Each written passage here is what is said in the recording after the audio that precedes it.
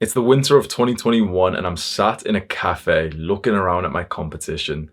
There's a guy over there on his phone, there's another guy over there shallow breathing, and there's another guy over there reading a newspaper. What are you going to learn from a newspaper? You're not going to learn how to be a better person. You're not going to learn how to meditate or to take cold showers.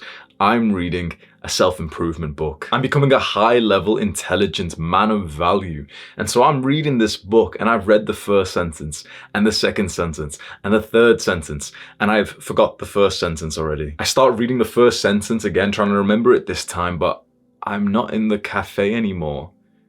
It's 3 years ago and I'm sat at my computer desk playing League of Legends, but my asshole friend Andrew has just removed me from our Skype call, which means that I have to play this entire game by myself whilst all my other 4 friends are being able to communicate in the call, laughing and joking, and I'm here sat in silence. But I shouldn't be thinking about that because I'm here trying to read this book, but my mind keeps going to all these other useless places. I feel kind of stupid and upset. I can't even read. I mean, I can read, but I can't even remember what I've just read. I remember the times when I used to be able to read an entire book and actually remember what I had read. Come on, let's focus, let's focus, let's focus.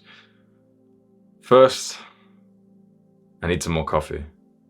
Now I'm at the counter deciding if I should get a coffee or a hot chocolate. A hot chocolate would taste nicer, but it's got more sugar. Sugar's not really good for me. The caffeine in the coffee might actually help, but then it wouldn't taste as nice as the hot chocolate. And then and my alarm goes off.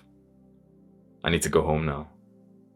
I've been here trying to read the same page over the last hour. And as I'm leaving the cafe, I feel so disappointed at myself.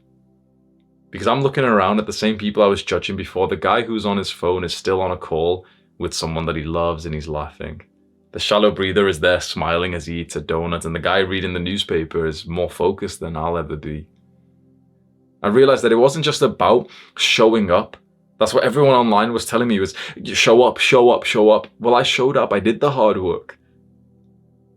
But it's not just about showing up physically, it's about showing up mentally. And that if I can't focus or get into a flow state, I'm the least productive person here. My name is Hamza and I've put together this full step-by-step guide to flow states, which will help you to master focus in relationships, work, your career, studies, reading. Everything you want to do requires focus. You know how much everyone online is talking about the value of your attention and time. This is the one guide you need to learn how to focus, because in researching for this video, I've read over 10 hours and also watched a bunch of Andrew Huberman podcasts to distill it all into just this one guide. And this is an actionable guide. This isn't just something that you watch mindlessly to aid your content consumption addiction. This is something you're going to be taking action on so that it actually changes your life. Deal? Your first actionable step is to implement something very quickly, which is going to increase your focus whilst you learn from this. And the easiest strategy to do this is to simply just make this video full screen. You don't need to go and scroll to the comments and look at the suggested videos or see the views or anything like that. Make this video completely full screen right here, right now. And one final point, stare directly into my eyes as I talk to you. Make sure you're not constantly looking around, bored, looking out the window, checking your phone. Look at me as if we were having a present, focused conversation. Step 1. What is a flow state? You've probably heard of athletes talk about being in the zone. You hear them say things like, oh, I got into the zone and that's when I started to score all the points. You got to get your mind in the zone.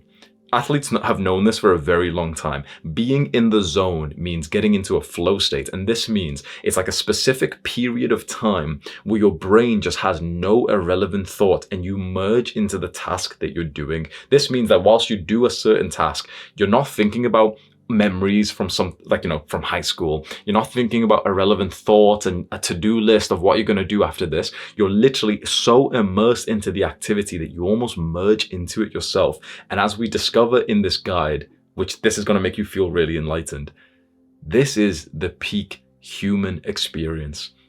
When you learn how to consistently get into a flow state, you're going to realize that this was the secret to happiness all along. A flow state lasts anywhere from 30 minutes to 2 hours. I hope that you're not one of the people whose flow states is like very short, because you just can't get that much done. But there's a bunch of things that I'm going to teach you to prolong how long you can get into the flow state for inside of this guide. This is very similar to the concept of deep work by the author Cal Newport. Deep work is more like the habits around your work. You don't get distracted, you don't switch tasks. Flow state is the specific block where you literally have no thought and we're narrowing in on this one specific task. So it's kind of like the next level of deep work. Step 1.1, the benefits of flow state. How many people do you speak to who aren't even present when you speak to them? How many times have you spoke to your mother and you can see that her brain's just mind wandering? With your friends and they've got their phones in their hand, and you see their eyesight gloss down when they start typing away whilst you talk to them. It's like most people are honestly like socially disabled these days. Like they genuinely, like, honestly, it feels like most people have got special needs when you speak to them. It really does, right? Their brain, especially young people, their brain just like goes, like they start twitching and doing like some TikTok dance out of nowhere. It's just strange when you speak to someone because they're not in a flow state, because their mind's wandering. And honestly, you're probably one of these people. We look outward and we see the problem of the modern times with young people being, like ADHD symptoms, everyone's attention span's so bad. We're looking outward when we are part of that group. And so when your mother's telling you a story of like her childhood, she actually feels like you're listening to her.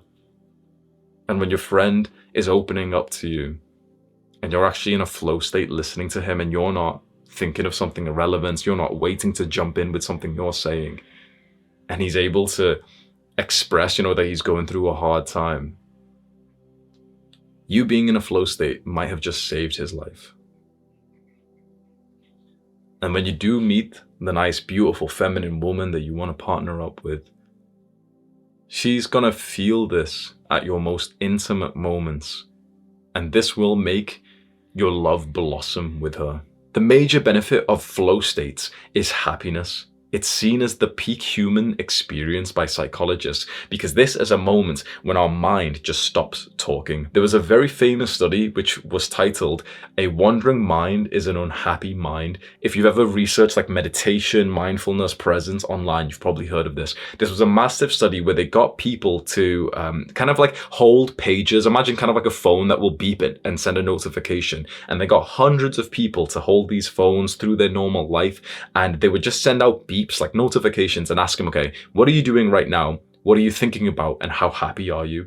And they found that very consistently, if your mind was not focused on the thing that it was currently doing, you were unhappy. So for example, the worst period of like a normal life for people is when they're commuting, especially when they're stuck in traffic, because no one is stuck in traffic presently. No one's like, they're like super mindful in a flow state. Everyone's thinking about something else. Everyone can't wait till they get home. And the same is said for even in working and studying. And the peak experience for most people is actually making love, because that's the moment when most people are present. A wandering mind is an unhappy mind. Flow state is when it feels like you have no mind at all. So it's the as good of a human experience as you could possibly get. Step 1.2, why no one's happy these days. I want you to imagine hundreds, maybe thousands of years ago, how simple life would have been. You're a fisherman. You wake up next to your wife and you see the most beautiful sunrise. You go out into the boat or maybe to the dock and you fish there in a flow state. Every now and then your mind wanders, but to something kind of pleasant. You're thinking about life and some deep like philosophical thing that means a lot to you, maybe religion and God. And you catch a bunch of fish, which means that you and your family will eat today. You go back home, you hand the fish over to your beautiful feminine wife. She cooks it, you all eat it. Flow, love, presence, amazing. Now I want you to imagine yourself as the same fisherman, but now going through the Industrial Revolution. The factories have been built, there's pollution everywhere. The fish aren't here anymore. You try and you try and you try, it's been 2 days, you haven't brought back any fish. You need to beg now. You need to beg to be able to feed your family. The skill that you've been leveling up doesn't work anymore, and your family are hungry. There's work in the factory. And so you go. You split up the family. You go far away into the cities where the factories are. and you got to go work hard so that you can send money back to your family. You go there into these grey, dark, soulless buildings before regulations of work and health standards were made, before the 40-hour week was a thing and you were expected to literally work more like 14 to 16 hours a day. You work next to people that you don't like, for a boss that you don't like, for a company that means nothing to you, so that you can go home and use the money that you've made to buy a fish. Obviously, this is an exaggeration of the transition here, but there's a lot of people in the world whose experience of work is exactly like this poor fisherman's. When you look around at most people in the modern day, it feels like we should have been that fisherman, but who is now placed into work that he dislikes. So it doesn't feel like a surprise when you realize that most people are actually quite unhappy with their lives. And to understand why that's the case, when you think about how crazy that is, most people are actually unhappy. Why? Because we don't acknowledge how the mind works. When you wake up and you go to the bathroom first thing in the morning and you brush your teeth, that was only 5 minutes long. But you got 100 negative, upsetting thoughts, didn't you? You go and eat something, but you're not really focused on the food. You're thinking about high school. You're thinking about that person. You're thinking about your boss. You're thinking about the fact that you hate your life, that you reset your no FAP streak, that you're lonely, that you don't have a girlfriend. That, that girl that you were messaging has not replied and now you're feeling anxious about it. A wandering mind is an unhappy mind. And most of us spend all of our time with a mind that's thinking about high school, remembering memories, and just all around just regurgitating negative, hateful, horrible thoughts. What's the cure to this? Focusing. Working. Online, you've probably seen this. There's so many people who are anti-work these days. People, really seem to hate the idea of their jobs and work. And you know what's interesting? Still, people in work are always the happiest. When there's studies done, the same kind of modern day study where they send a notification to their phone to see how happy they are and what they're currently doing. Still to this day, people are in more flow states in work than they are in their leisure time. So, in your free time, all of us want more free time, right? In our free time is when we are actually the most depressed because our mind has nothing to focus on. There's an entrepreneur that I really like that I've learned a lot from. His name's Alex Becker. And when I was learning from him in my early days of business, he kept on saying the same thing where he said, the material success won't make you happy. The happiest you'll ever be is when you can get to work hard on a project that means a lot to you. And it sounded like this sort of woo-woo BS, but I'm beginning to understand it a lot more. If your mind is not focused on a task that means a lot to you, you will experience symptoms of depression. This includes in the free time that we all value so much. We would love to take an extra day off work. For the people who work in a job they don't like, they'd love to have more time off work. They're actually less happy in that time off because no matter what, your mind needs something to do. The father who works super hard, but then he comes home and he sits on the couch and he literally just drinks alcohol and he watches TV all day. That's the worst part of his day, even though that's the part of his day that he desires the most. Our perception of work and of free time is totally destroyed. We probably shouldn't have that much free time. We should have the ability to manage our time, but we should not be sat here doing nothing because that's when our brain just goes to these irrelevant negative thoughts. Instead, you want to know the best way to live? We should have more work. We should have more opportunities to get into this deep workflow. Now, you might feel upset and angry at that, and I can imagine a lot of people who work normal jobs hating me for saying this, but the truth is, this is the time when you're genuinely going to be the happiest, even though you think it's going to be at home when you're scrolling on your phone. We need to destroy this anti-work culture.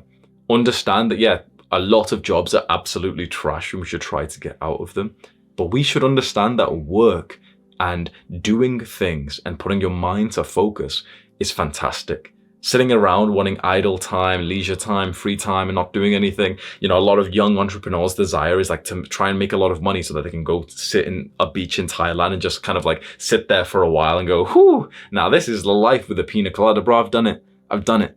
It's less fun than just being at home and just working on something that means a lot to you.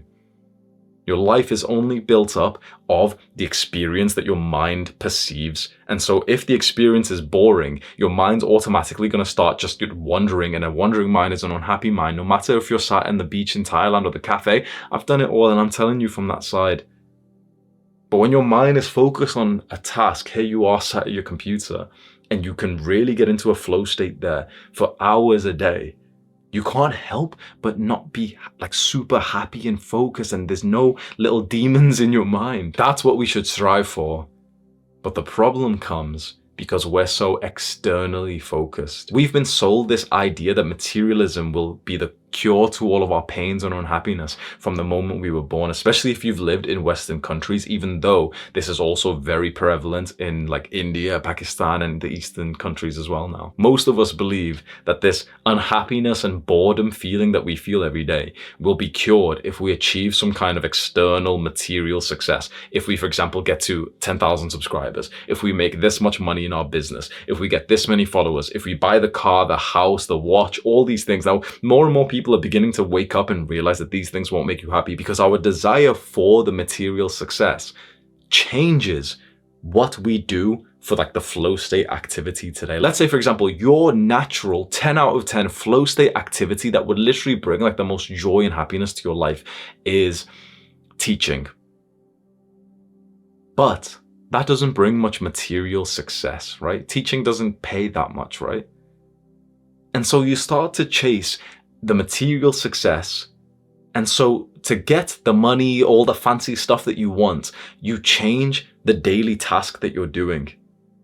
And then before you know it, you're spending your time doing some business that you hate, or, like working some high level career. You wanted to become a teacher, but your parents convinced you to get into engineering or into finance or something. And here you are spending all of your actual time, the most valuable thing there is, just because external validation might come. There's status, there's the prestige, there's the extra money. But then those things don't change your life. They don't improve your life. And mental health research proves this. There's a free online course that changed my life forever. It's called the Science of Wellbeing. If you just search it on Google, you can go and find it. It's a very good online course made by Yale University. And they break down like the real studies to show what actually makes someone happy. And it is not what you have dedicated your life to. You're going to start coping and disagreeing with this. Good grades don't make you happy. A high-paying job doesn't make you happy. Even the body, like the body transformation doesn't even make you happy. The watch, the fancy car, like any of these things don't actually improve your mental well-being. You might think that they do, because in the research that I've seen, what's very interesting is that we genuinely perceive a happiness boost when we decide to like go and, increase our grades or to buy the thing. We think it's going to make us happy. But when we actually get the good grades, when we actually buy the car, our happiness does not change at all. Usually there's a little bit of a dip, actually. The things that make you happy, you want to know what they are? It's the softer things that sound so uncool. It's mindfulness, it's good sleep, good diet, it's social connection, kindness, and flow state. Don't focus on the material success that the modern world is trying to convince you is important, of getting more likes on Instagram, because you can go and find someone who's achieved everything that you want, and they'll literally look to you like normal. Like, how badly do you want 2 million subscribers? I've got it. It changes nothing in your life. If my day was filled up of tasks that I didn't like because I had this many subscribers, I would genuinely have a worse life now than 2 years ago when I had none. Every millionaire, every guy who's made money, who's actually made money and not lying about it, will tell you the same thing. It's like you wake up and life's just exactly the same. Nothing has changed, but just what you spend your time doing. And yet we keep chasing the material desires. You're not going to just stop wanting to get higher grades just because I've said this to you, right? And so this is, in a weird way, this is like an average person's level of ambition. I want to get the material success. You know what's very interesting? The biggest, especially male influencers of today, they're all right here. You see these guys who are showing this material success, the external results, and that's what they live their lives for. Here they are just running on the hamster wheel inside of the matrix that they so fight against. Here they are controlled by the puppet masters that they speak so ill of. If there is a man who's chained to his incessant need for external validation, for this materialism, he's not free. In fact, I think a man's maturity comes at the moment when he realizes it's not about the things that are outside of you, it's purely internal. But here we are with this level of ambition, hoping to get like a head turn when someone sees us in the car or the fancy watch. What we're suggesting here will lead you to a better life. It will lead you to discovering your purpose. It will lead you to experiencing and understanding spirituality. But you won't get as much of the real world results. Because the guy who's totally obsessed with the material success, let's say making money, he will make more money than you if you're not obsessed with that and you're rather thinking about flow state. He will. So this is going to hurt our egos. This is going to start to trigger us, because if we want to be true to ourselves and, just chase the flow state activity, and let's say it's teaching compared to the guy who's doing the high level business, even though he hates his life, he's going to get more likes on Instagram. We're going to feel like this level of pressure that we could probably do that. He's making more money than us. We should compete with him. And before you know it, here you are pursuing something that means nothing to you with tasks that you actually dislike in your day. Why? Because the external success, the numbers in your bank account might be nice. Voluntarily giving yourself mild forms of depression, not even enjoying the success once you make it.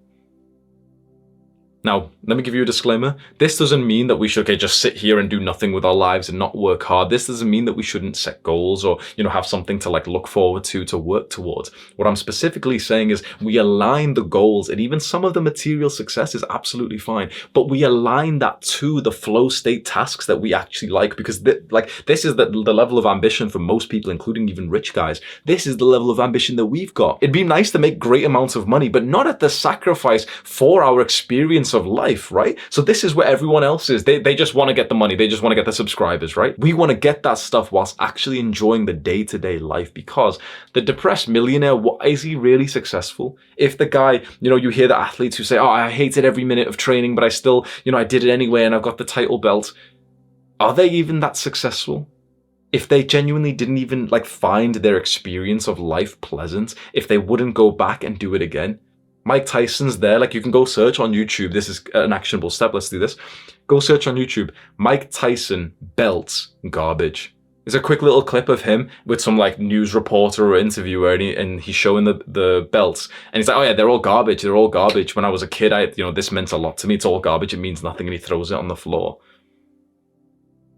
Because the external success isn't going to do anything. The belt, so imagine sacrificing your fucking brain cells, your health, and your time, and your life to get this belt that other people think is cool, but if it doesn't change anything for you, because in the end, all you have is the flow experience of life. So here is your actionable step for this part of the video.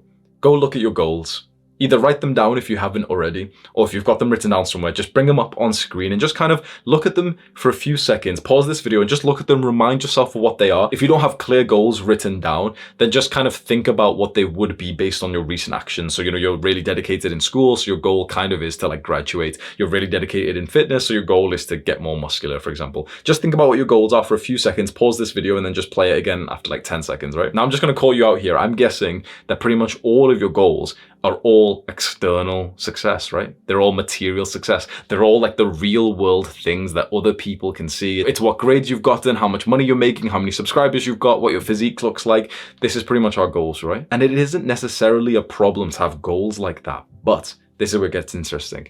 When we have goals, it can be a problem if the daily tasks that we do don't put us into a flow state to achieve that goal.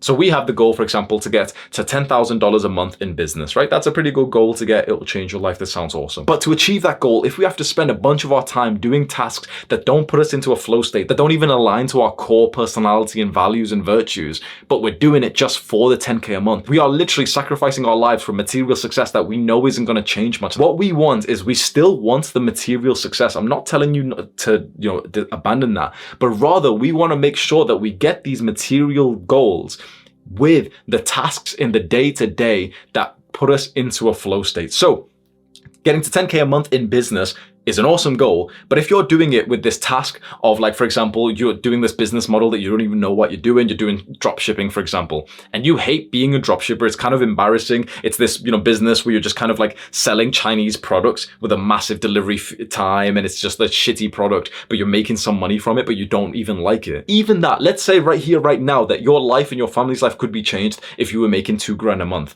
The thing is, you'd probably get to $2,000 a month faster if you were doing a business which its tasks would put you into a flow state, so you were good at it, you were focused at it, rather than just choosing the business that you've heard some influencer talk about online, maybe including me. So your actionable step is to look at your goals. Write down the major task that you currently do to achieve that goal. So for example, one of your goals is to build like an aesthetic body, 10% body fat, right?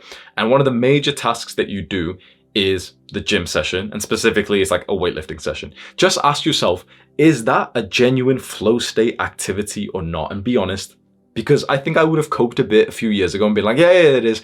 Genuinely ask yourself, do you get zero thoughts? Are you in the zone for that task? For business, the goal is $10,000 a month. The main task is, for example, sending out DMs to people to like get them to hopefully buy your stuff in your like agency marketing or whatever like business you do. Is that a genuine flow state activity? Like, nah, my brain's always wandering, I'm always bored, but I just get it done anyway. Don't abandon the goal, but it might save your life if you just figure out maybe there's a different kind of task that you could do to achieve the same goal. So you still want to get jacked, but there's a different kind of workout. Maybe you'd enjoy like the CrossFit style workouts where you're training with 10 people and they're shouting at you whilst you do like, the pull-ups and all the stuff. And people laugh about CrossFit, but it's like, what if that's the flow state activity for you? What if you really look at your goals right now and think, why do I even want the muscle? To be honest, like, yeah, by validation and stuff, and it might be nice. Like, maybe the flow state activity for you in terms of exercise would be like jujitsu. And you'll genuinely have a better life experience if you pursue the things that put you in flow rather than the things that you think will just get you the material success that we know won't change your life. Step 2, how to get into a flow state. A year ago, I'm in my parents' house, in my bedroom, with a camera, about to record a video that the whole internet's gonna see. I'm recording YouTube videos for my channel, and I'm used to recording one video every day or every 2 days. But I've learned of these new productivity tactics, and I'm going to use it on this day. I record one video. It felt like nothing because I've got no thoughts in my mind. I record the second video, the third video, the fourth video, the fifth video, the sixth video, the seventh video. I'm taken aback when I'm transferring the files over. I have recorded 7 videos and it's still the morning time.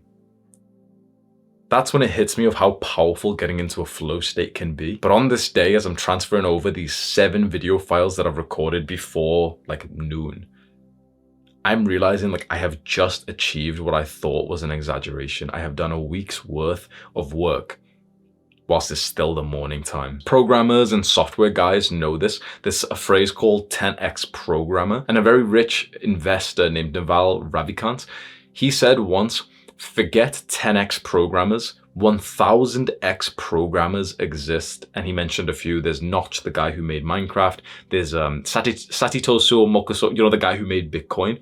These are seen as 1000x programmers. What that phrase means is they are 1000 times better than the average programmer like coder. Getting into a flow state will genuinely not just make you 1 or 2 times better. It'll make you more like 10 to 100 times better than your competition. And you know what's interesting? If you're 10 times better than the competition, you don't get 10 times the results. You get more like 1,000 to 10,000 to 100,000 times more results.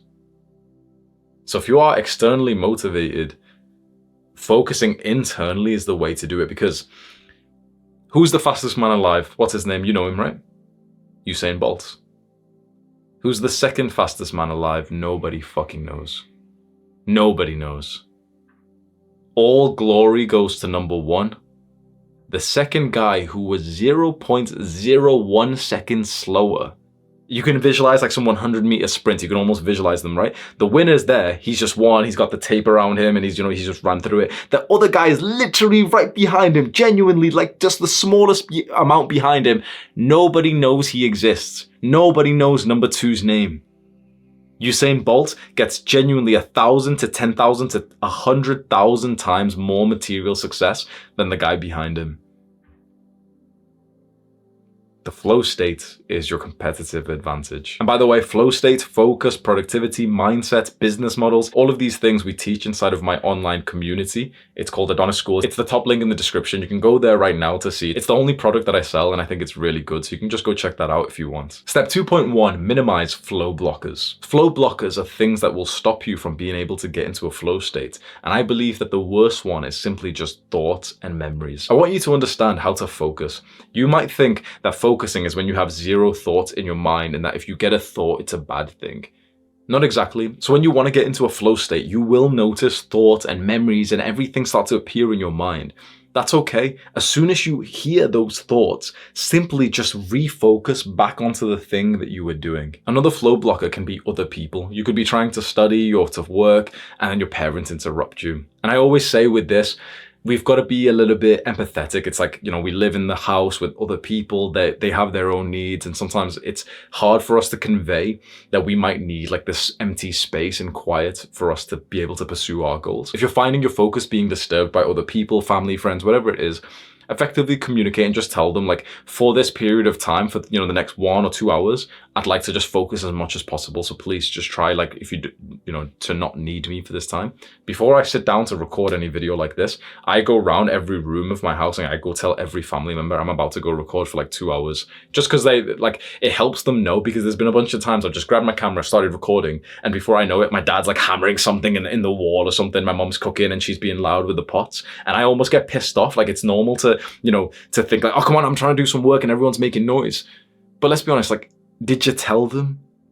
How about just try and do that? A lot of like young guys I've spoke to have really like bad like attitudes and values towards family, and they seem to like get a little bit angry. But it's like, okay, let's take a deep breath. Let's just tell them.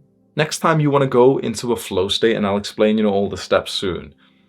What if you just go do like the rounds around your house, every door, you open it, your family's there, tell them, okay, I'm just going to go focus on something really, really important for about 2 hours. So please try to, just keep it down.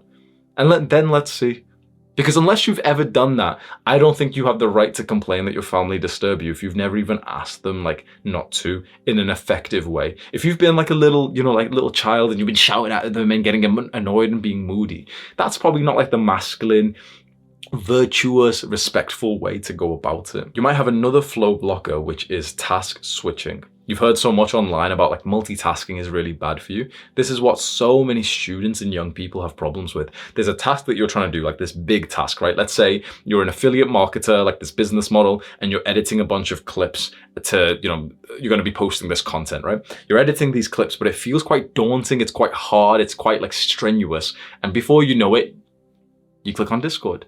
Before you know it, you're thinking, oh, you know what? Oh yeah, I should go change my TikTok bio to this other thing. And you keep switching tasks like this, and you remember the email that you had to reply to. Oh, I'm just gonna go check this other thing. What's actually happening is that you're building up to achieving flow.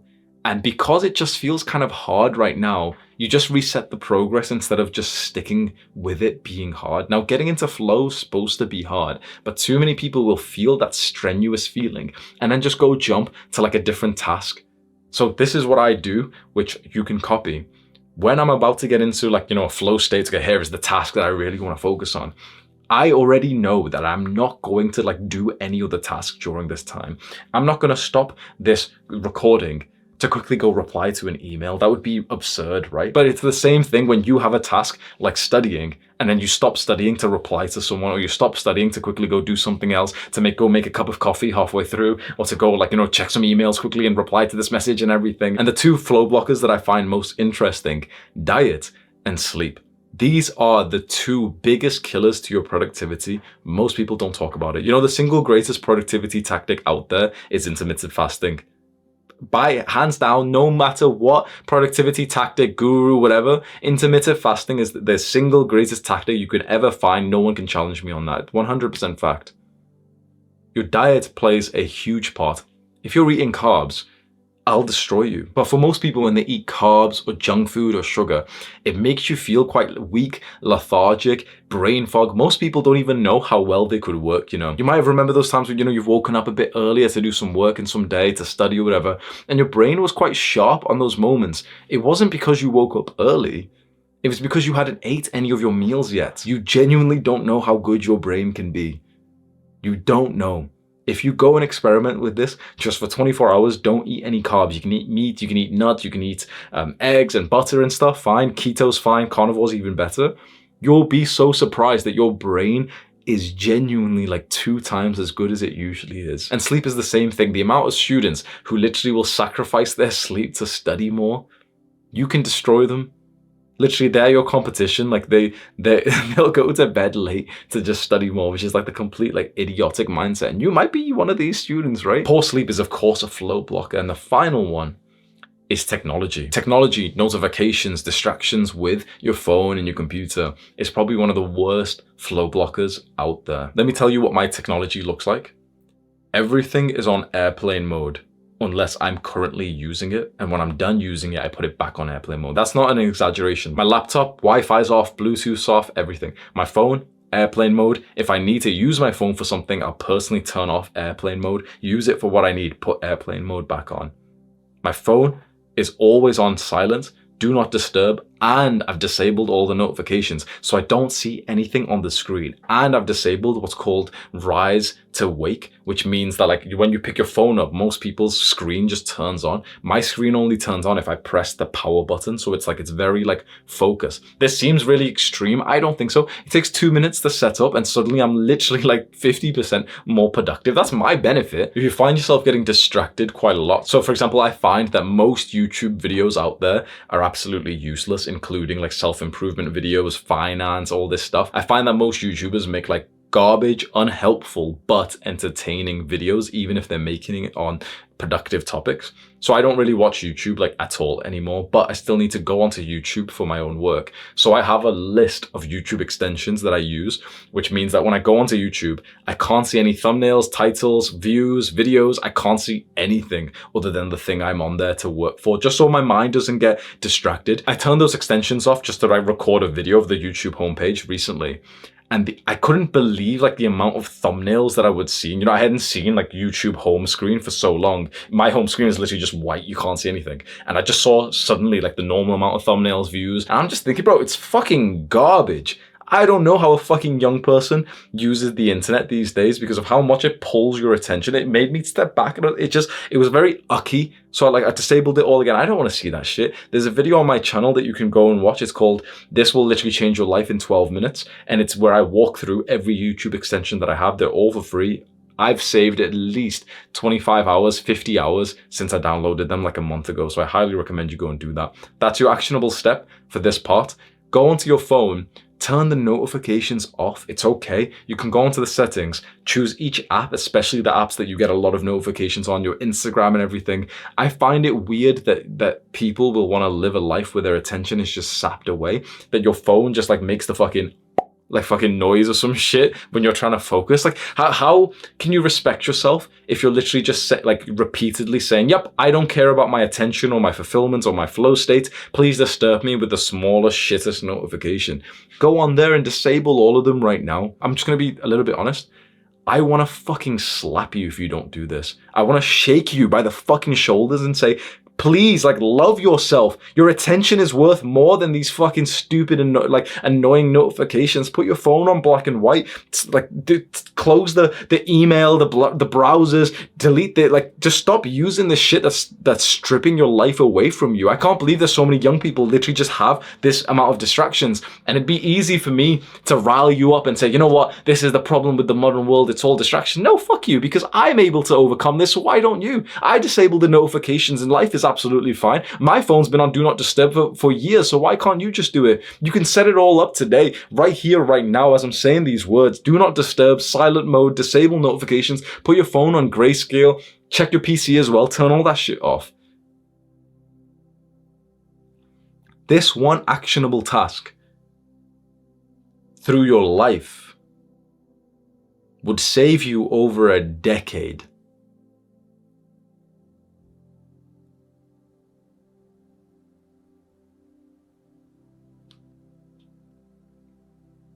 And you know what's interesting? More than 50% of the people watching this won't do it. There's 50% action takers, Adonis, 50% Jeffries, shallow breathers, and the 50% shallow breathers are still watching this video right now. So if you're still watching this and you haven't just taken action on the step that I've just been ranting about, we know which group you're in. So this is your last chance before we move on. Take action on this immediately. At least go do one thing right now. Go get the YouTube extensions. Go put your phone on silent mode, do not disturb, airplane. Your focus, your flow state, your presence, your time is so important. Don't let it be taken away from you with these addictive modern technologies. Step 3, preparing for flow.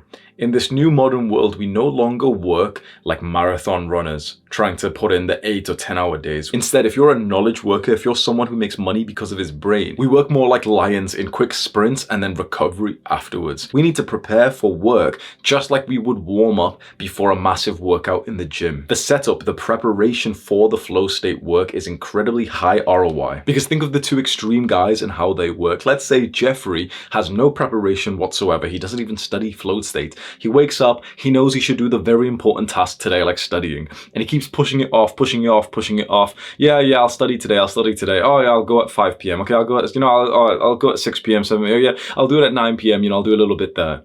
If he does ever sit down to do any work, he's going to be so unprepared. He's going to like feel brain fog. His diet's been poor. He's going to look through the work and it's going to feel too hard for him to make any progress.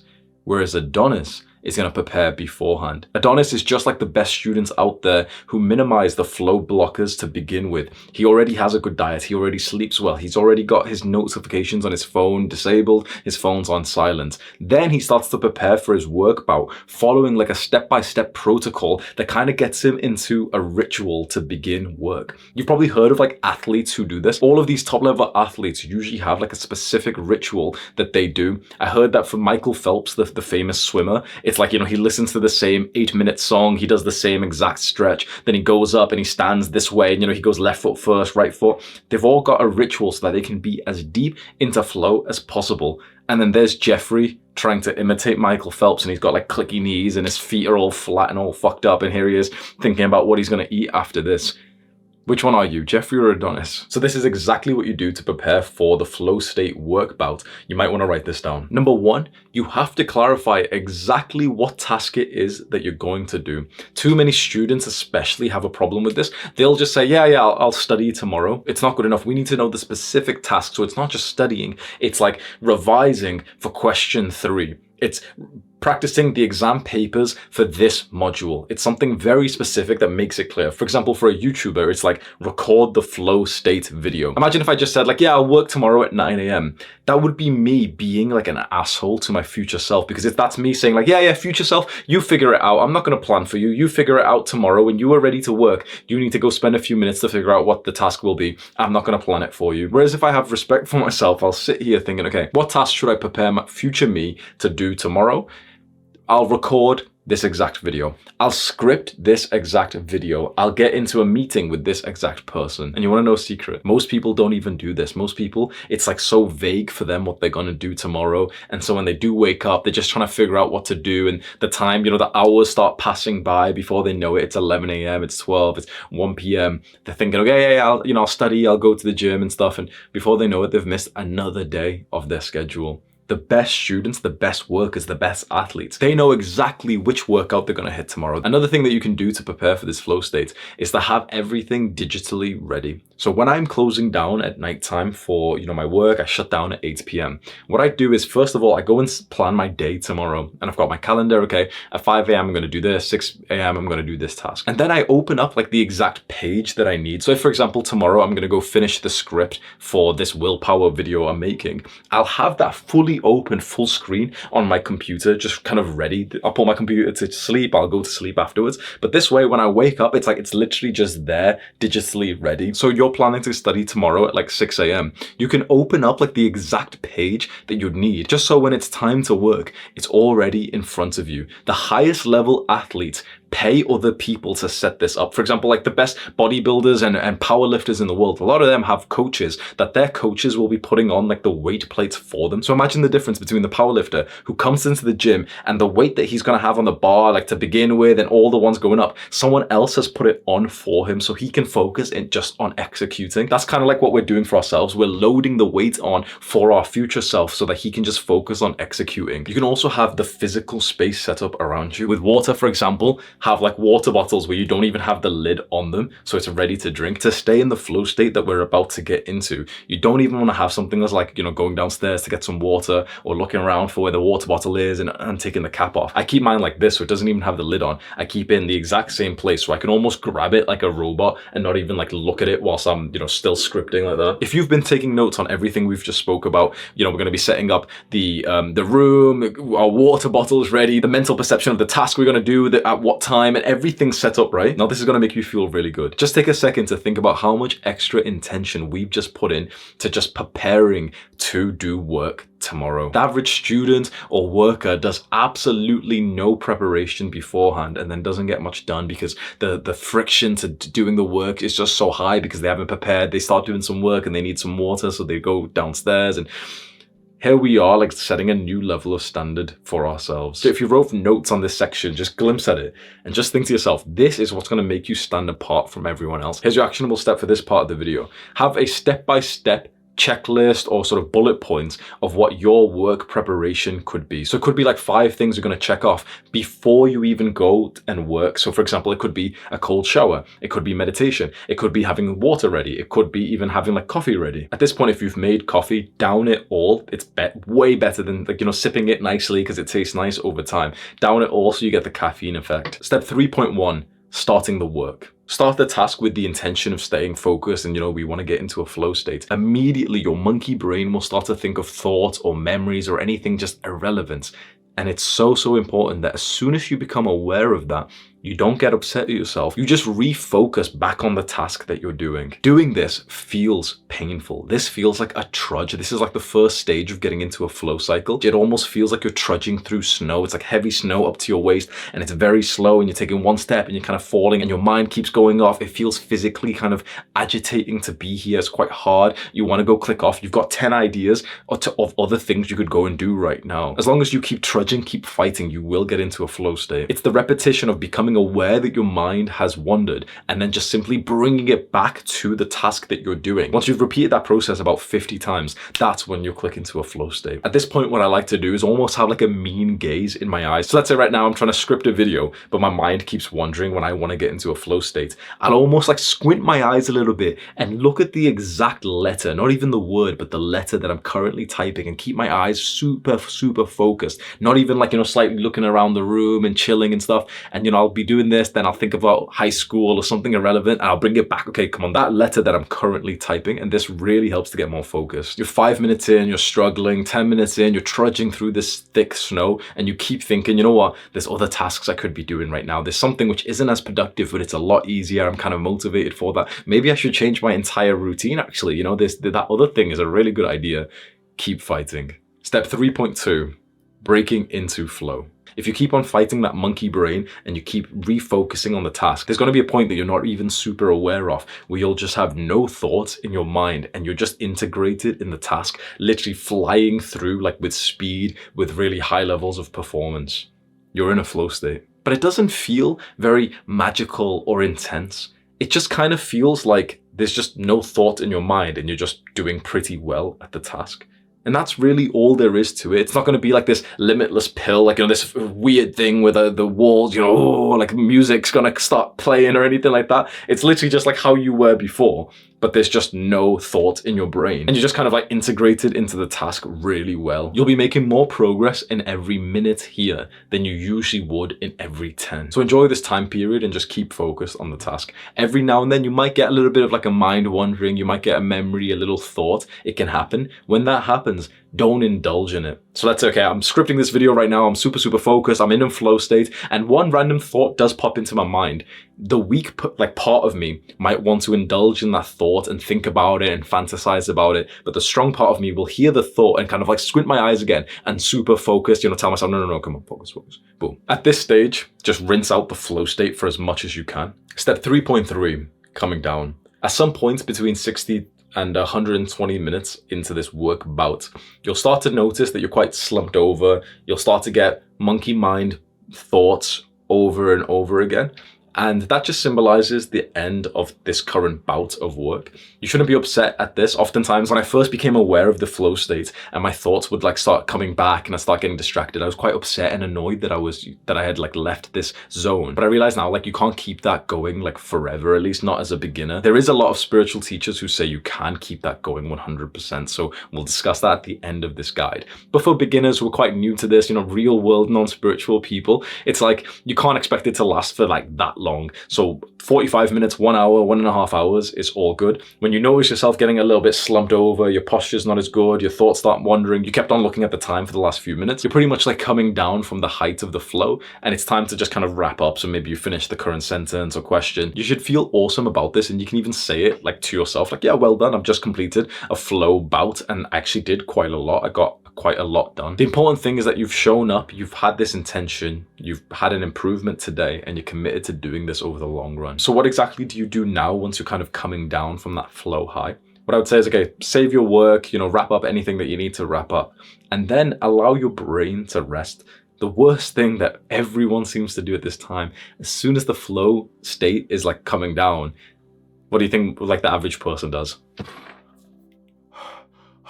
Mouth breathing, phone, scrolling.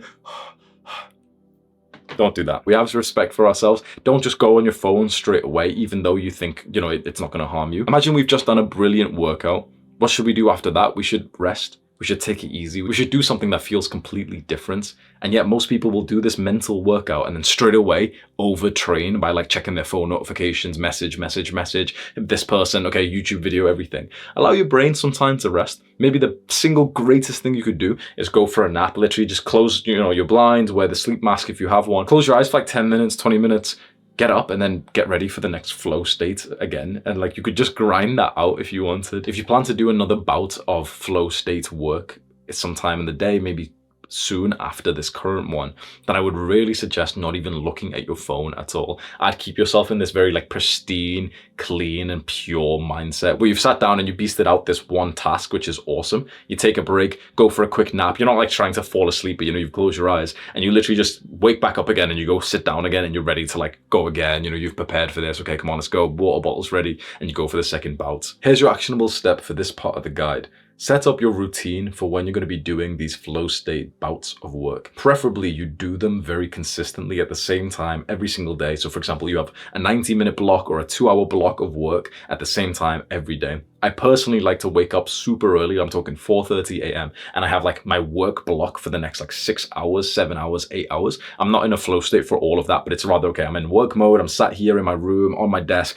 I'm ready. And in between that big block, I'll have multiple like bouts of flow state work as I'm doing right now. So figure out what could work for you. Is there a consistent task that you could do maybe every single day that would be quite demanding and it would require a flow state?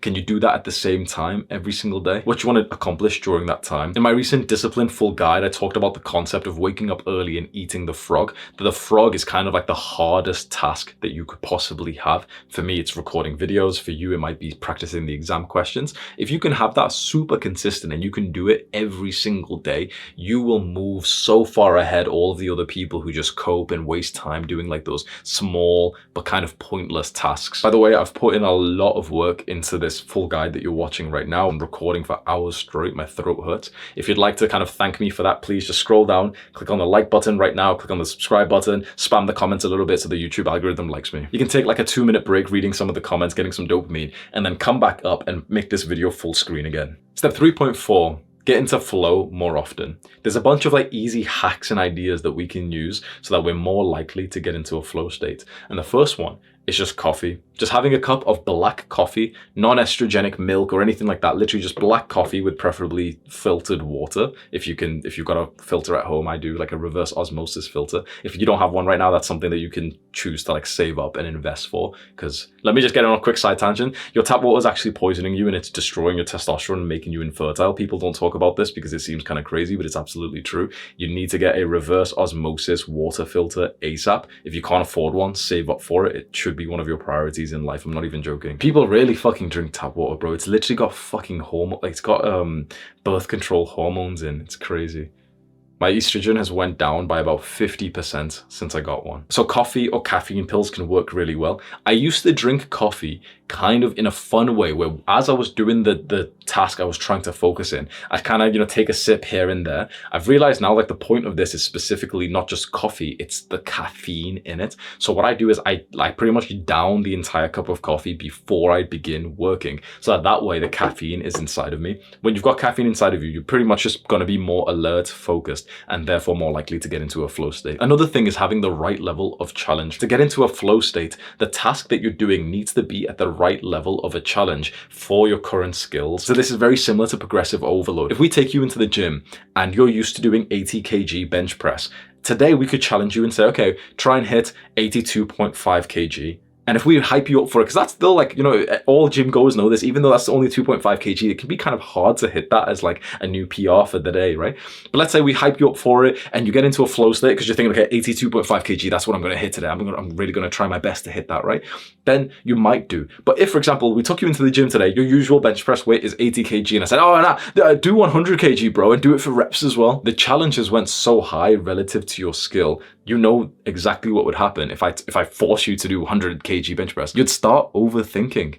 You'd lose the flow of the workout. You'd lose your focus because you'd be thinking, oh no, I can't. No, it's going to mess up my routine. No, I had the plan for doing this. I was going to increase it by 2.5. Suddenly before you know it, you're just completely distracted. So don't be like the beginner who comes in and tries to increase the weight that he uses in the gym by too much. Be the smart guy who just increases it very, very slightly over a long time. It's really easy to understand when we're talking about the weight that you lift in the gym because it's all numerical. When it comes to like actually the tasks that you do, it's kind of hard because how do you keep that to the right level? For example, how do I as a YouTuber make sure that recording a video like this is at the right level for me? Do you just like keep recording longer and longer and longer videos? My videos are quite long right now, but I'm not doing that for the purpose of like flow states just because I think that these longer videos serve more education. The way that I make sure that the challenge is always up to my skill level is I keep the challenge exactly the same, but I keep leveling up my skills through, for example, reading books and implementing them and getting advice and, setting intentions to like level up one little bit. So maybe I'll look at like the camera more often tomorrow. Maybe I'll read a book on storytelling and I'll try and tell a better story. You keep the challenge the same whilst your skills go up to the point that it feels kind of boring to like do the task because it just feels kind of easy. So when, for example, recording feels like something that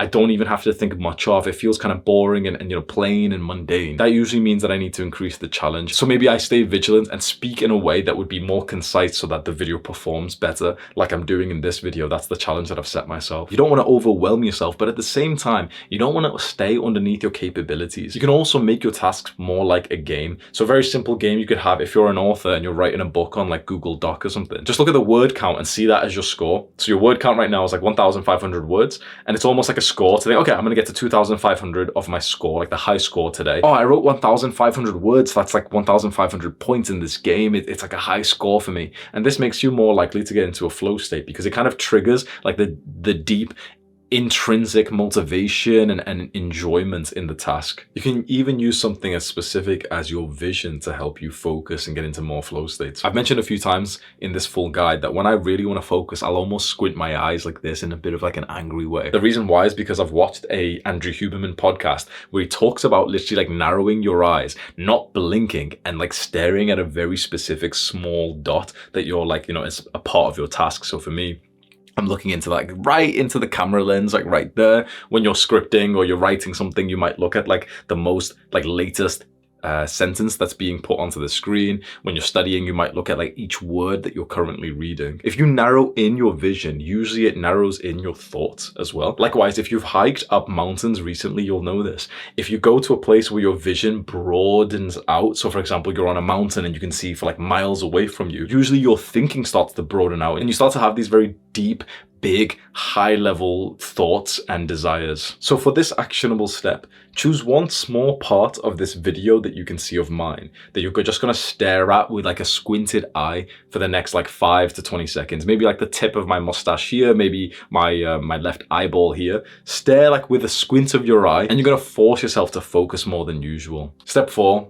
flow state in workouts. The majority of people work out in such a pathetic way. They go to the gym, they're trying to get into the zone, they're trying to perform well, and yet they keep checking their phone, they keep changing over to the next track of degenerate music, to the next song, to the next song. Here they are messaging someone on the rest break from weightlifting. Here they are talking to someone there. Absolutely no focus. You'll notice that the best athletes don't train like this. The best athletes seem very focused for all of their practice sessions. And this is like the mindset we need to have when we go to the gym, when we go train in a workout. We need to see it as like this practice session that we're trying to get continuously better. The overwhelming majority of guys who go to the gym, doing some weightlifting, they make all their muscle in like 1 year and then stop making gains after that because they stop challenging themselves. The challenge stays there, but their skill goes slightly above it, and that's why workouts just get more boring. Workouts, especially the ones where you're trying to build muscle and strength, they should be incredibly hard and strenuous. When you remember the first workouts that we did, the ones that really built a lot of muscle, how hard it was. You couldn't even open like your arm the whole way because you were so sore the day after of training biceps for the first time. It shouldn't be so different from when you become more of like an advanced athlete. It should be super difficult. You can show up to the gym and you can even physically train hard, but if you're not mentally in a flow state, you will not perform your best. You will not hit many PRs. You will not actually keep making gains. Most people's gains just kind of plateau after a while. It's because they don't train their mental state. Because mind wandering, just thinking about something irrelevant, remembering the thoughts and memories, checking your phone and being distracted like that, that will 100% lower your performance in the gym. And if your performance is lower, then your results will be lower as well. And this is 10 times more apparent when you do more of the HIIT CrossFit style workouts, which, like, for example, I could do, like 10 reps of this exercise, like I'm doing a kettlebell swing, right? Then you put it down, I'm sweaty, I'm panting, I'm tired. I could hit it again right here, right now. I could hit it again, but I won't because I'm just pussying out.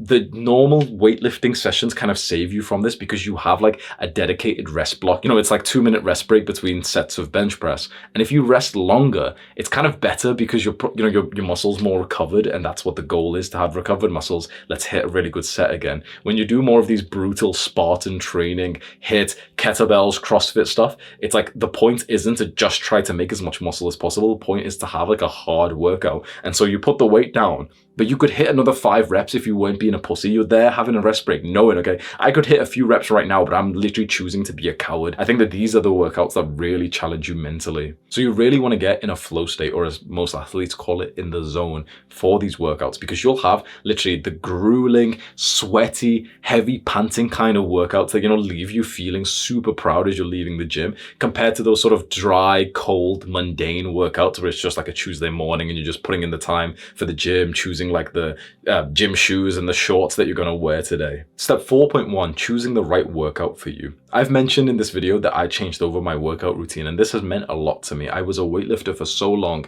and now I literally only use like the CrossFit kettlebell style of workouts. I just do a bunch of like hard exercises, and I'm sweating. The protocol is like you're doing a bunch of movements every minute. So it's like you've got a timer ready, and every minute you're going to do like the same 6 movements for like 1 or 2 reps. Then you put the weight down, and it's time to go again within like 25 seconds. And so it gets kind of scary after a few rounds. You can just research this online. It's just kind of like CrossFit style workout. It's called EMOM, there's Metcon. A lot of like the weightlifters won't understand this, but in CrossFit, you're not just trying to like, do 3 times 8 reps. It's like you're almost partaking in a fitness challenge. So it's like, okay, we've got 15 minutes on the clock, and here's like a list of exercises that we need to try and get through. So it's got to be fast. So if you're sat there wanting to take like 2-minute rest breaks, you won't perform well. The reason why I switched over here, why I'd ask you to just be open to what I'm about to say, is because I realized that before this, I was only sort of externally focused. I only wanted the reward of, the muscle gain from the gym. So I ask you right now to just be honest to yourself.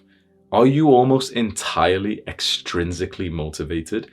Are you going to the gym or whatever kind of workout you do? Are you doing that just for the results?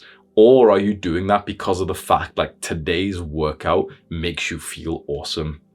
Because I think it's a shame to train for so long as I did without really like loving the workouts, but rather just loving the results, because you can have both. When you see like pictures and videos of CrossFit guys, honestly, they're more jacked than most bodybuilders and weightlifters are. And likewise, maybe you're going to the gym right now, like weightlifting because you want to build muscle, but you don't really enjoy the workout and you don't really get into much of a flow state in the workout, but you would get into a flow state in Brazilian Jiu-Jitsu. But it doesn't have like, you won't make muscle from doing jujitsu. So then it's like, do you trade the extrinsic result that you wanted just to get the flow state experience today? That's for you to decide. So it's worth you just spending a few minutes and asking yourself, what kind of workout would you get into a flow state for? And then just consider like just doing that one from now on. For me personally, martial arts of any kind was always extrinsically motivated. I'd always do martial arts, kickboxing, Muay Thai, MMA, BJJ. I did all of these because of this extra desire of like validation of, people on YouTube would think that I was quite badass and everything. On every session that I did of those, literally my mind would always wander. It always felt quite boring and agitating and just kind of like annoying to be there. But it kind of, made me feel good in some ways because of the fact that I knew I'd get validation for it. Finally, when I had enough confidence and self-respect, I just quit all of that stuff entirely, because I realized if I'm literally doing it for other people, that just seems sad now. Then I switched over like back to weightlifting, and I realized weightlifting is kind of fun, but I can take this like one step further. And now I'm very happy with the workout routine that I have. Step 4.2, don't bring your phone to the gym. It's back about 15 years ago. I'm around 10 or 11 years old, and me and my best friend from high school are in the back garden of my house, and we're punching each other. We've got these boxing gloves on, we're practicing like boxing just for fun. And he does something which is just super embarrassing. It gets a little bit like tough, I get a good hit on him or whatever happens, and he almost like starts like whimpering and crying a bit. And I'm like, I'm sorry, whatever, okay, but stop being a pussy. He takes his gloves off, he walks over to the bench, out like the garden bench outdoors. He sits down, and the first thing he does is he pulls his phone out of his pocket and starts scrolling on like Facebook instantly. It was so odd to see this. Like, I instantly lost respect for him like forever, because I was just, imagine how odd that is, that here you are sparring with someone, he gets hurt, and it's like his natural reaction is to just pull his phone out and just start scrolling and just get distracted instead. It kind of makes sense because maybe it was too intense for him or something, and Facebook gave him a sense of like comfort or pleasure or something. But that isn't far from most people's experience in the gym. They experience it being a little bit tough, and out of nowhere they just choose to voluntarily distract themselves and to lose their flow state. The best workouts you'll ever have, correct me if I'm wrong, but the best workouts you will ever have is when you go to the gym, you don't touch your phone, you leave the music playing, and you don't even keep changing the tracks or anything. You've got your hood up and you're literally sweating and grunting, and like you literally feel awesome. Most people don't work out like that. Most people will go and do like one set in the gym or 2 minutes, and they'll just be like hopping back onto their phone. I'll give a disclaimer that sometimes this can be okay if you're doing certain activities. So for example, sometimes I like going to the gym and doing like zone 2 cardio, literally just walking on the treadmill, and I'll use my phone for the entire time that I'm there, because I'm literally just multitasking like sort of shallow work, which is absolutely fine. But if you're trying to have like an awesome workout, you're actually trying to like grind and do something big, to constantly keep stopping to check your phone is just, it's sapping your potential. So when you're on a rest break at the gym, in my opinion, you should stare at the equipment or the weight like a psychopath. Let's say you've just hit a set of bench press. Straight after that, you rack it. Everyone will check their phone and just fuck around, right? I would, if I was you, almost turn around or stand up and look at the bar like it's your fucking enemy and just stare at it like a weirdo, because that, like, literally keep your eyes pinpointed on it, kind of like Huberman's advice, of keeping your eyes like quite squinted, of focusing on a very small bit. It just makes you like feel so much more like, I don't know, like badass or hardcore. It puts you into like beast mode. It sounds cringe, but it's true. And that's so much better than just quickly, oh yeah, let me go check if Hamza's posted on Instagram. Like, it's on the rest break that most people sacrifice the next set because they get distracted. And if you sacrifice the next set, then you've sacrificed your entire workout. And if you've sacrificed your workout, then you're sacrificing your health and your physique, your fitness. So people don't realize how much consequences there is to just being distracted on your phone a little bit. You can push a lot harder when you're super focused. No phone, no messages, no scrolling, no changing the music that's on right now. Just leave it playing. For a lot of guys, I would honestly suggest don't even bring your phone to the gym. If you've got the self-control to not use it, fair enough, you can bring it in. You might need to like use it for emergency or something. But I'd say for the majority of people, they don't have the self-control. They'll just automatically pull it out because of muscle memory. If you just put the phone somewhere else, put it in the locker, leave it at home and go to the gym, you will actually end up having such a better workout than usual. And truthfully, what I've realized is that you don't even need music for a good workout. For most of my workouts, I've always listened to music. It just seemed like the right thing to do. It seems almost weird to not work out with some like songs playing. Now I'm at the exact opposite end of that, where I've realized that it might be better to work out in silence, because that's when your own brain will start to say the kind of motivational thing. So you know how sometimes you're listening to a song and the rapper or singer says something kind of cool that makes you press a little bit harder? Why don't you just say that in your own brain? Why do we need some other guy who's like talking about his success and how great he is, how much testosterone he has compared to you, and that he's sleeping with girls and essentially you're not? And here you are thinking like, yeah, me and this guy are so cool. Me and this rapper are so cool, bro. He's not talking about you. You seem like a chump. You're like a fucking like a worshipper of Drake, of all these like rappers. We're worshippers of these people. We literally worship them as gods, listening to their message 24/7. Think about how fucking weird this is. Rappers will literally rap about how great they are and about how many women they fucking impregnate. And we will be here brainwashing ourselves to their message, thinking like, yeah, we're so, this feels so good. You're not part of it, bro. You're the little fucking loser, like ingesting the message. That doesn't make you cool. That makes you like super uncool. And that's not even to mention all the problems of it being like degenerate music, of it like really starting to reframe your mind and your affirmations of the world. And he's talking about being so cool that he robs people, that he's aggressive, that he's this type of person, that he sleeps with loads of women. And here we are listening to it, and it starts to form these beliefs in our mind. You can't listen to someone inside of your fucking brain, of someone speaking about being a degenerate, and it's good every single day, and then hope not to become a degenerate from that.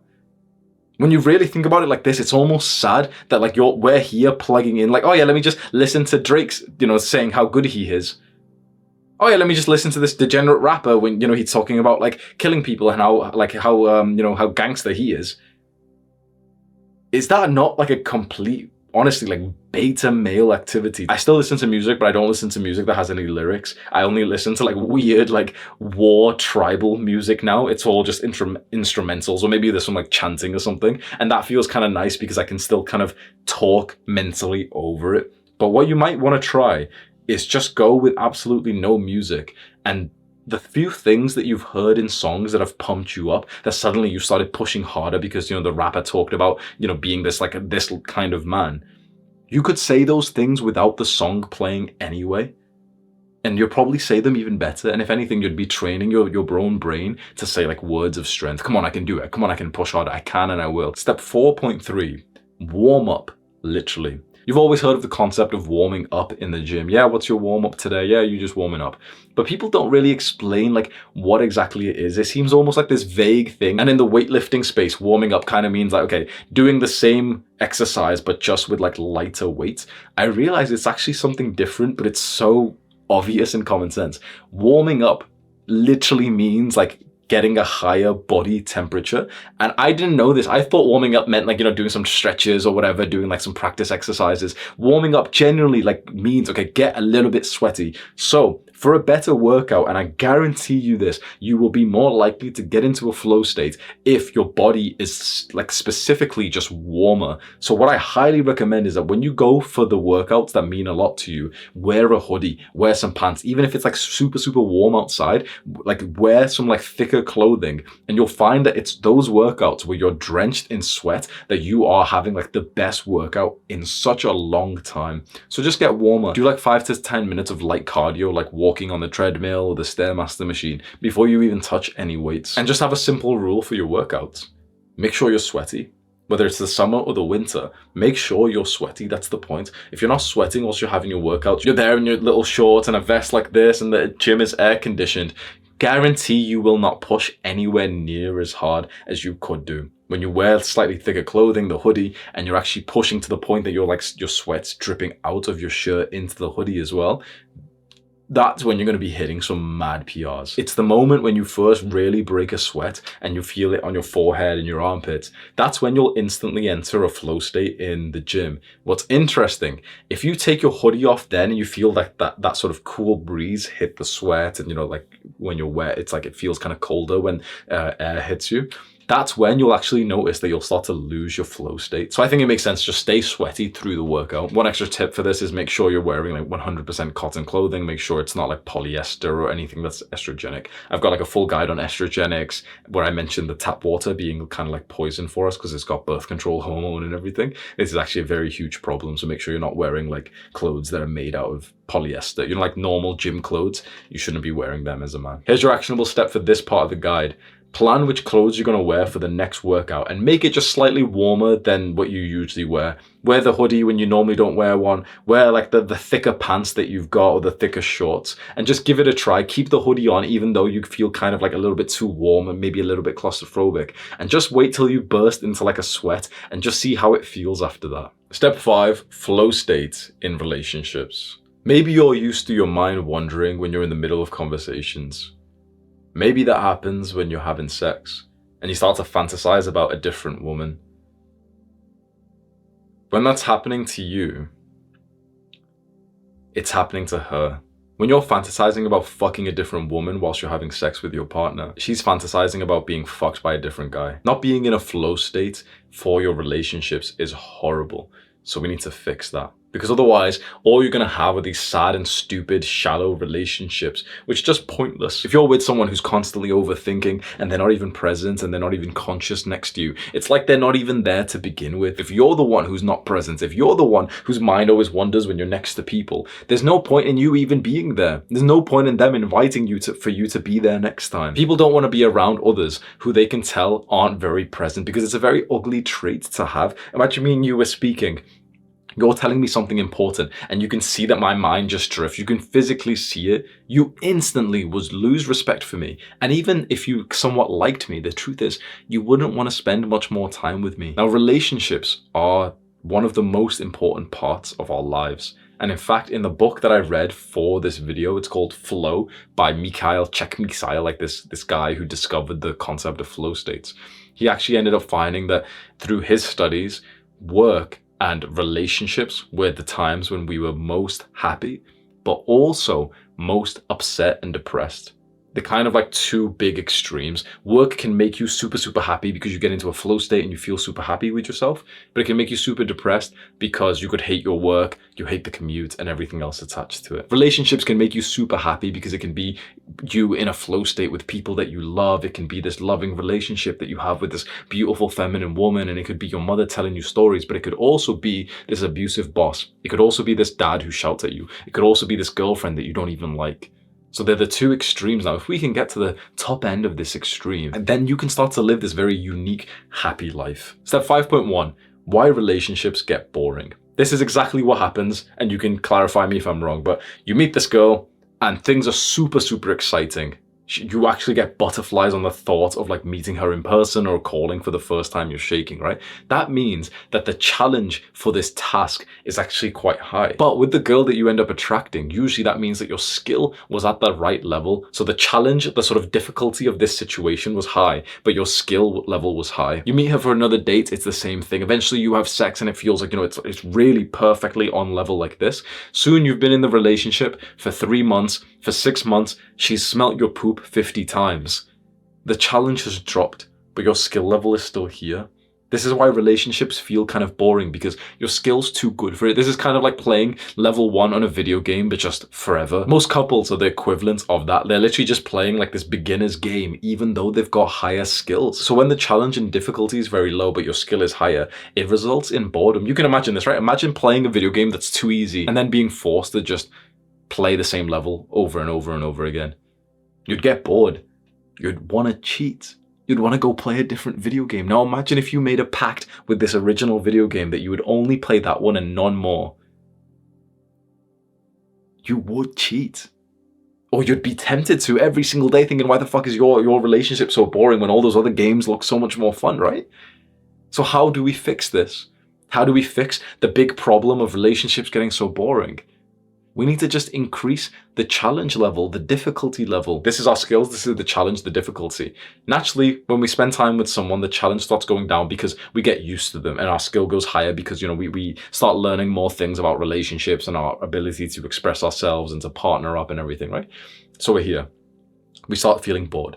This is where most couples will live for their entire lives. But the couples who know about flow state will be constantly thinking to themselves, how do we increase challenge and difficulty in our relationship? Step 5.2, conversations. Conversations are a place that we can increase the challenge and difficulty in the relationships. Here's our current conversational skill, our current skill in relationships. Here's where we are. This is where our conversations are. You know that I've seen some studies that show, like, very sad facts, that the average couple, like 30-year-old, middle-aged somewhat couples, they literally have like 40 minutes of quality conversation a week. Most of their conversation is just like logistics. It's all just like, oh yeah, what are you going to do today at 5 p.m? Yeah, I'll go to this place, then I'll come, you know, it's just boring stuff. They're not even like expanding their consciousness together. The couples who are on track to become like really loving and they understand flow state, what they'll do is they'll realize their skill's really high. So they'll say, okay, well, how can we use our skill? Let's ask each other harder questions. Let's explore the depths of each other's minds, because that's super, super interesting. So one person in the couple looks to the other one and says, what are you most afraid of? And the challenge goes up. And that one answers, and then they ask back, okay, so what are you most afraid of? That one goes up. What's the worst thing that ever happened to you as a child? Now you see, like, we're making the relationship, the conversations, a little bit more difficult compared to the mundane, usual conversations that people get into. And suddenly we're at our skill level. And, you know, you can go too far. You could maybe ask a question that's like super triggering or, you know, personal or something, and you maybe aren't that close in the, like, enough in the relationship to deal with that. And your skill is, like, you know, below that. Fair enough. But by asking these deep questions, these random things that you just want to almost pick the brain, like explore the brain of your partner, it makes your experience with them more complex. Now, I must point out, this is not simping. This is not like blue pill or something. In the modern space, it's so weird. You can be speaking about like a wholesome relationship activity, and little kids will comment like, oh, simp. How is this anything like simping at all? This is you with a partner that you have chosen, now leveling up the skill of love, which is mutually beneficial.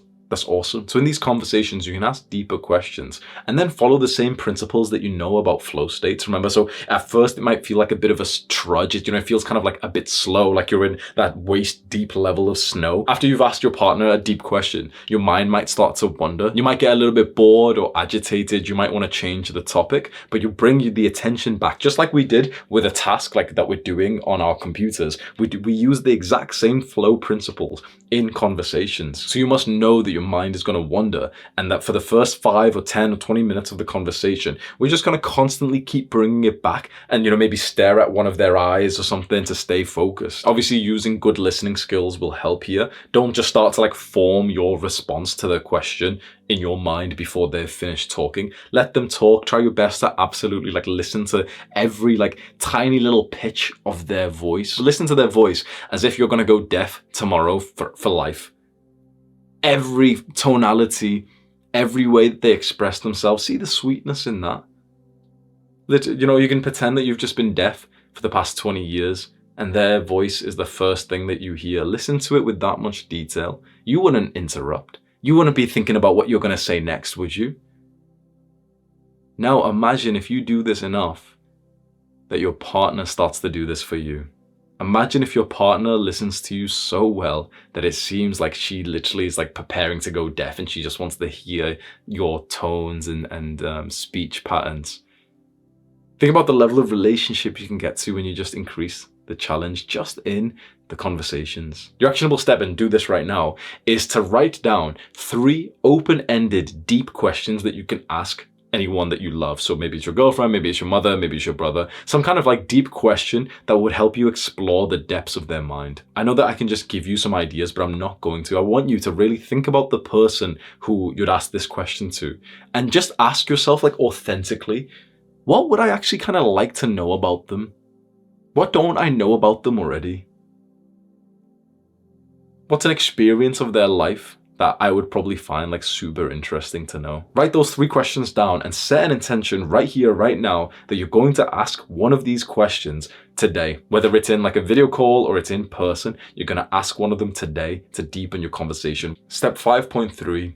Enlightened sex. I won't make this section like PG-18 or anything, but it is something to consider. I've read a couple of books on spirituality, and one of the practices that seems to be like of importance seems to be making love, not just like basic sex that you've heard of, that you've seen on porn, or that you might have had with your girlfriend already. You go from having normal sex to having sex where you focus on like merging together and kind of almost imagining that you're one person, that you've combined as a whole. And the way that you start this, I can't tell you advanced tactics, but I can tell you the way to start, which is super interesting. And it is to unkink some blocks that we might have to be able to make love properly. From an early age, there's been blocks placed onto our sexuality, our physical body, our emotional state, our psychology. And these things have actually made it harder for us to like genuinely be in love with our partners. So this, what I'm talking about isn't like degeneracy. This is something that you'd want to practice with your wife, right? So that you'd really get like a strong tie to her. So even if you know you're not like a degenerate, even if you're like a strong convicted Muslim, you'd want to watch this because you'd want to be able to practice this when the time is there. But the saddening truth is, if you've watched porn for years, you've largely lost your ability to do this. The concept of being a teenager who's watching porn, what is it? It's shy. It's dark, it's away in your room, you're not making any noises. You often you feel kind of naughty and restricted, and you feel quite shameful because you're watching other people, you're watching something you shouldn't watch, and that's a feeling of shame. And you start to associate these feelings with sexuality from a very early age. You start to death grip your penis, and so you lose sensation in there. You shallowly breathe, or in fact you kind of hold your breath when you usually masturbate. We practiced this wrong way of making love for 10 years, for what, 1,000 times, maybe more? Probably about 5,000 times we practiced. They say oh, it takes 10,000 hours to master a skill. We mastered the skill of masturbation, but masturbating in the sort of normal porn focused way starts to really deteriorate your ability to actually make love properly. So the first big tip that I can give you is to be able to breathe properly. What you'll find, if you're very new to this, you won't feel this at all, right? So you won't feel anything significant, but let me just tell you of what you should do for the rest of your life. You want to focus on really breathing so deeply so that your breath goes from your nose all the way down as low as possible, down the front of your body towards literally your genitals. You want to see where you can feel it up to. So if you do this with me right now, take a big sort of deep breath through your nose. Where do you feel it kind of stop? I felt it just below my belly button. Not good enough. The kind of deep breaths we need to be taking should literally genuinely move our balls. So if you, it's kind of weird, but if you want to do this, if you just want to look at your balls for a second. If you're being honest with yourself and not twitching yourself on purpose, you probably won't see it. The way that you'll see, okay, I'm going to tell you what to do now. If you straighten out your back a little bit, sit up a little bit straighter. In fact, it's a lot easier if you stand up. Sitting seems to be really bad for this, which I always just think, isn't that a weird coincidence that we were made to sit down in shitty chairs for 80 years straight in school, but whatever. What you want to do is take more of a forceful breath and push the air into your balls. And it's just about the last part. If you can really breathe it in, it's the last part. And this is super hard because you're not going to do this 24/7. But the idea is we need to be taking much deeper breaths than we currently are. These shallow little half breaths where our stomach doesn't even rise are very problematic. This is very interesting, right? So the book that I use is my guidebook to life, The Way of the Superior Man.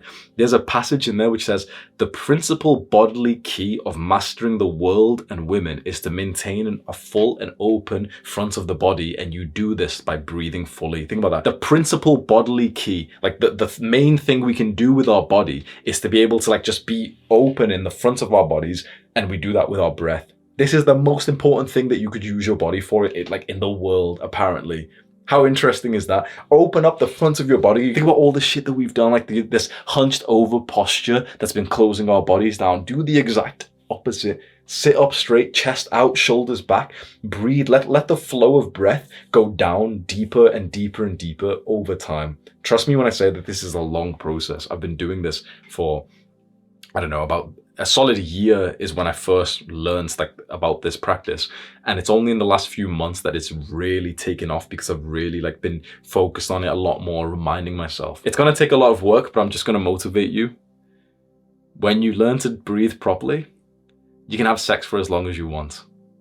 You don't need to bust. You can literally choose when you want to. So there's sometimes, not always, but there's sometimes I can last for as long as I want now.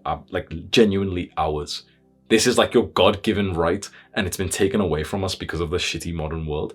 You must be able to breathe properly, especially when it comes to having sex and being sexually stimulated. You'll find that when you are about to have sex, when you're about to enter a sexual situation, you will absolutely start to hold your breath or to breathe shallowly. When that happens, you've almost got to let your stomach relax and breathe more deeply into that. So all of this is so that when you do really want to level up your love with this woman that you're about to have sex with, you'll be able to almost breathe love into every part of your body, rather than being mentally sort of constrained with fascination or, literally with this obsession of needing to ejaculate. Most guys literally will have sex in two ways. Either one, they'll be mentally fantasizing, or two, they'll be obsessing over the feeling of ejaculation. And this is literally level 0 sex. This is literally as bad as your sex life could be.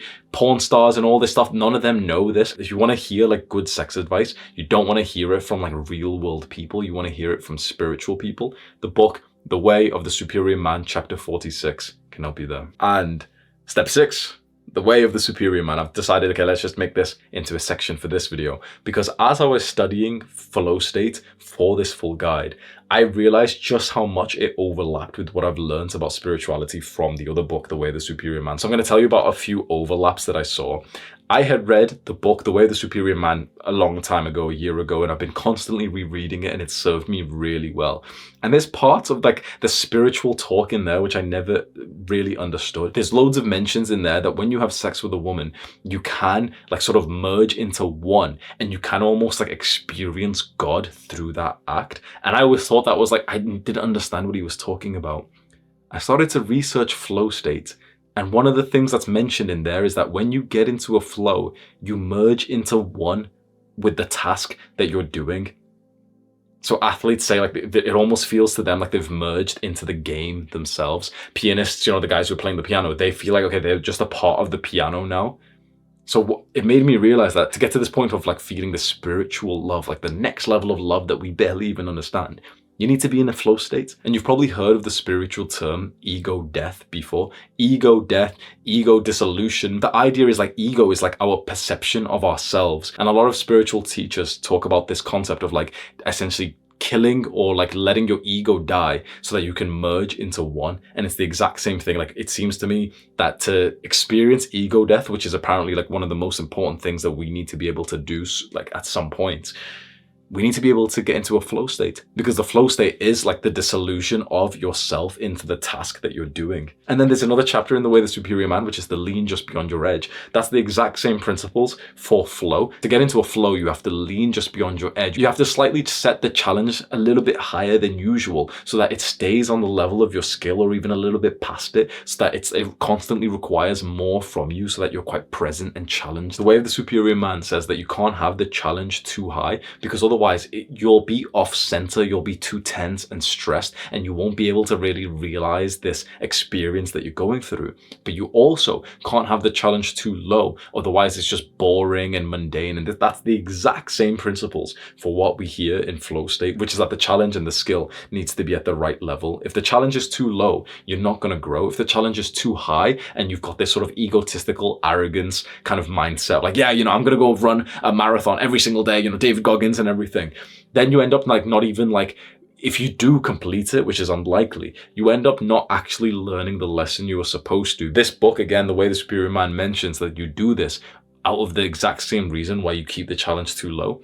It's all out of fear. Fear is what causes us to act in a way that isn't for our best interests. You fear being a loser, and so you set the challenge of like whatever you're trying to do too high. You fear pushing yourself too hard, and so the challenge is too low. I've spoke a lot about the concept of finding your purpose as a young masculine man, and that's what I've learned from The Way of the Superior Man. It seems to me that the way you can find your purpose is by feeling out a bunch of different tasks and finding which ones you naturally have quite a lot of like intrinsic enjoyment for. So, flow has all been about like the specific task that you're kind of intrinsically pulled towards, that, dissolves you of thoughts, and you're not doing it for the external results. And so it seems to find your purpose, you just need to go and find like which tasks or jobs or responsibilities kind of put you into a flow state. And that might be a great way to find what you're actually supposed to do to like free your soul. I've got multiple guides on purpose on my channel, so you can just go search on YouTube Hamza Purpose if you want to learn more about that. From what I'm hearing about these books on like masculine spirituality, it seems to me that if you're not going to like